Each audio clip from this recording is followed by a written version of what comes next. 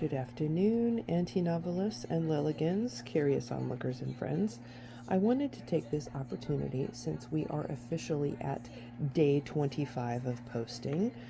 Thank you, subscribers. You know who you are, and I appreciate you, each and every one. I wanted to give you a quick check-in on where we are on the book, Zettelkasten for Fiction, Where Imagination Finds Order. So, here we are. Check it out. This is the opening. And if we look, this is page 1. And if we go all the way through the first print out, we go to page 68. Look at that, draft 1. 68 pages, about 22,000 words total. But let's break that down, because I've spent a lot of time talking with you about what does it look like to get this book done. Those of you who are writers, I'm talking to you. Right now I'm sitting at 20,626 words. I started writing on July 9th. Today is August 6th. That's 27 days. So if I divide my word count by the number of days, I come out to 763 words per day. Now, I have missed several days of writing and just averaged out what I've gotten done. But seriously, since July 9th, in one little month, I've gotten 68 pages written. Holy moly, guys, this is how you get your book project done. So let's go over to Scrivener and look a little closer at what I've got for you. But before I do that, let's look at my tracker. This is what my writing tracker looks like. I know, it's a crazy, colorful birthday cake of fun, but that's how I roll.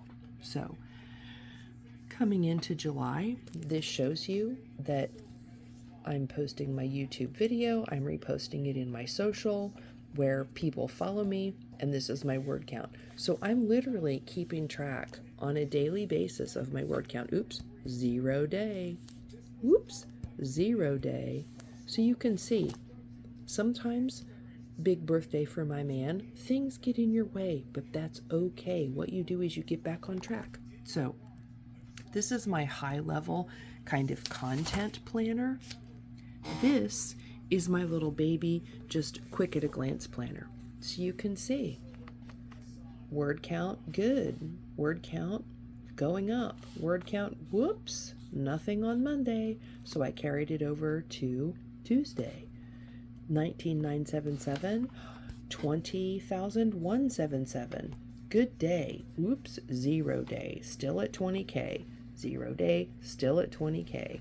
Whoops, another 0 day, still at 20K for the birthday weekend. And then jump over to Monday. I threw in a few hundred words to bring me up to 20,626. And that is what got us to this document, which is our 68 pager. So you can see, just tracking your progress, setting measurable, reasonable goals, and getting that writing done, even if it's only 763 words a day, it's going to get you to your goal. The key is get the writing done, get those words on the page, and you'll get there. So let's look over at Scrivener and see where we are in terms of the actual book project. So you see, we've got Part 1. Now, I'm calling these parts, not chapters. The reason is that you can dive into any one of these parts and gobble up the material and not have to have the other parts beforehand. So it's not linear. You can start anywhere. You can start wherever you need to start. So Part 1 is setting up your system.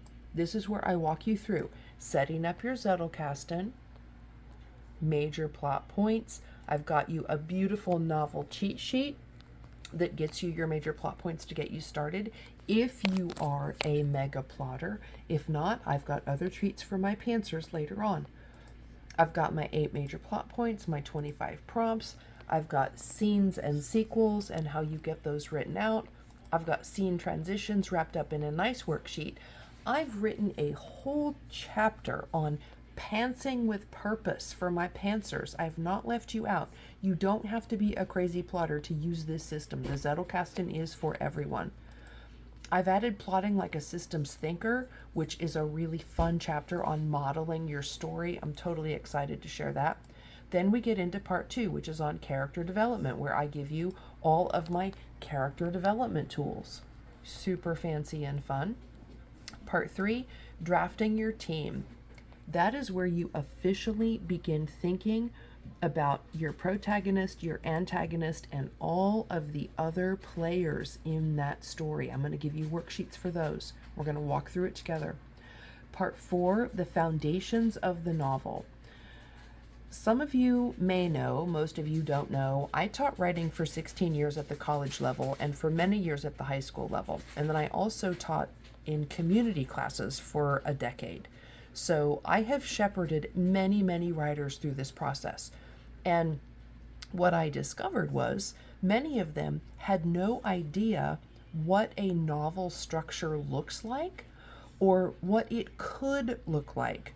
I'm really hitting that hard in this book because I want you to understand the West versus East model of story writing. Western traditional conflict-driven narrative is very different from the way that our families in the East write fiction. Very different, very fascinating. So I'm breaking that down for you. My triangle of story helps you get yourself out of a hole when you write yourself into a corner. Plotting like a systems thinker, I'm going to revisit that. Modeling your plot, totally excited about that. And then I dive really deep into the 16 major plot structures. Oof, whole bunch of stuff in there. Scenes and sequels. We've looked at that a little bit in our cards over the last few days. I have you a big, beefy, awesome scene generator worksheet. Challenges and conflicts, and a conflict matrix that is chock full of conflicts if you want to write a traditional fast-paced conflict-driven narrative. I am deep diving into George Pulte's 36 dramatic situations. Some would argue these are conflicts, others would argue they're not, but we're going to visit all 36 of Pulte's situations that help you move your story along. Then I'm going to dive a little bit into the novel doctor, how to use transitions and scene repair to get your scenes into the shape you need them to be to move through your story. In part 5, we're going to go around the world.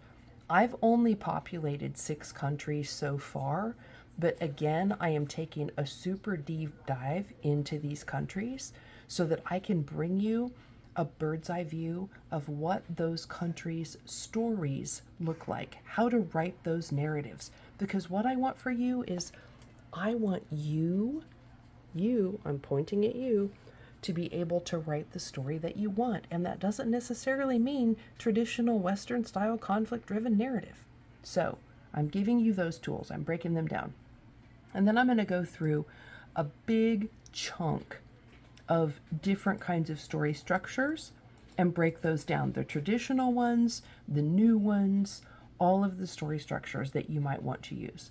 I will definitely be diving in part 6 into the Kathleen Spracklin character traits. Holy moly, do I have a treat for you there. If you don't know Kathleen Spracklin's work, you are missing out because she dives into character deeper than anybody I've ever seen and helps you tackle that character in such a way that it comes alive for your reader. Her book, Writing with Emotion, is priceless. So we're going to dig into that. Part 7 is on research-driven writing. Specifically, how do you incorporate your Zettelkasten and your research into a writing project? Now, I've gotten a ton of questions over the last few days about how do I incorporate world building into my Zettelkasten? Is that something separate or is it something that I incorporate? I am going to walk you through that step by step so that you can set up your system in a simple but reliable way and your Zettelkasten will never let you down.